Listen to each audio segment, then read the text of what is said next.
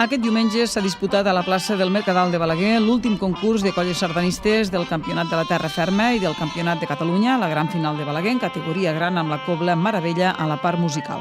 La capital de la Noguera, doncs, repeteix un any més, ha repetit Baix com a seu de les grans finals dels concursos de colles sardanistes, una anualitat marcada per la crisi sanitària, la d'enguany, en la qual no s'han pogut celebrar tots els concursos programats ni comptar amb totes les colles de competició. Malgrat tot, la relaxació de les normes sanitàries i el control de la pandèmia els darrers mesos han permès recuperar de forma gradual el ritme i la participació. En total han participat aquí al concurs de Balaguer 25 colles.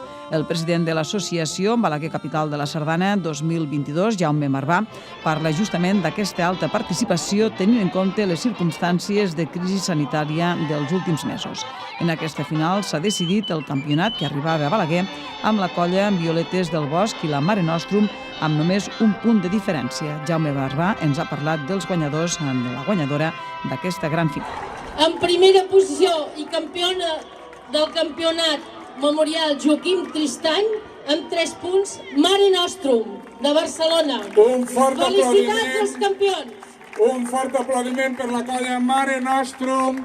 Veníem segona posició, però avui hem tingut un concurs que en termes futbolístics ja diria la remuntada. S'ha vist molt bon espectacle, s'ha vist molt nivell de sardana esportiva, s'ha vist molta emoció, molta tensió. La final de Balaguer una vegada més és on s'ha jugat tot el campionat a l'últim dia, a l'últim concurs, i com a balaguins estem superorgullosos d'haver acollit aquest trofeu de tant nivell.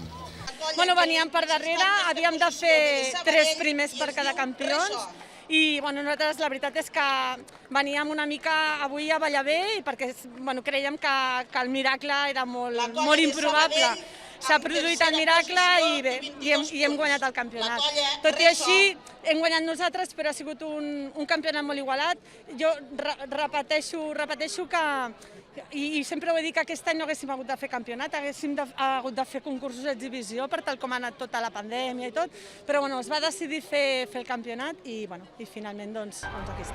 D'altra banda, com a novetat d'enguany, al final del concurs s'ha estrenat la sardana Aimat Balaguer. Es tracta de la sardana que el mestre Ricard Viladesau, conegut com el príncep de la tenora, tal i com el va batejar Pau Casals, va escriure dedicada a Balaguer ara fa 26 anys, coincidint amb els 75 anys de l'Orfeó Balaguer.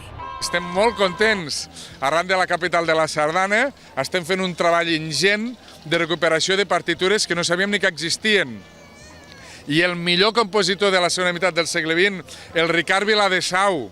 Ricard Viladesau, penseu que se'n va anar a tocar en temps d'exili, en temps de la dictadura, a davant del Pau Casals, a Prada de Conflent, i quan van tocar amb la cobla, el Pau Casals va demanar qui era el primer tenor, el va voler conèixer, i llavors li va dir, tu ets el príncep de la tenora. I des de llavors, quan es parla del Ricard Viladesau, sempre se l'anomena com el príncep de la tenora. Doncs el Ricard Viladesau, el mateix Viladesau, ens va dedicar una sardana fa 25 anys, la va encarregar l'Orfeó Balaguerí, era una sardana per commemorar els 75 anys de l'Orfeó, enguany commemorem els 100 anys de l'Orfeó, per tant enguany fa 25 anys que es va estrenar, però aquesta sardana, com que qui la va encarregar era un Orfeó, només es va estrenar en versió coral, i només l'havíem sentit sempre en versió coral.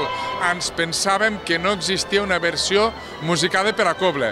De fet, havíem enguany contactat amb molts col·leccionistes a veure si sortien aquesta sardana i ens havien dit no existeix, i fins i tot ja havíem emparaulat amb un músic que ens la versionés, que ens la musiqués per a cobla, i al final al Museu de la Mediterrània de Torroella de Montgrí hem trobat les partitures originals manuscrites musicades pel propi mestre Viladesau d'aquesta sardana dedicada a Balaguer, de la sardana Aimat Balaguer, i per tant és el tercer motiu d'alegria, de que s'hagi pogut recuperar aquesta sardana. No és una sardana que haguem estrenat, es va estrenar fa 25 anys, però per nosaltres ha sigut pràcticament una estrena. Balaguer ha celebrat aquest cap de setmana una part important dels actes de la Festa Major que acaba aquest dimarts, dia 9, dia del Sant Crist. Des de divendres han tingut lloc diversos actes i activitats adreçades a tot tipus de públic que han comptat amb una gran participació per part de la ciutadania, un fet que des de la paeria valoren molt positivament, comenta el paent cap Jordi Ignasi Vidal. Tindre la Festa Major tan tard té hàndicaps perquè en condicions normals podria haver fet boira, hagués pogut ploure, fer mal temps, però per altres coses, com per exemple pel Campionat de la Sardana, té l'avantatge que som els darrers. Per tant, tenim des de fa molts anys la final, i disposem aquí de tota l'emoció, com avui mateix, que han vingut 2 colles supercapdavanteres, una anava primera, l'altra segona.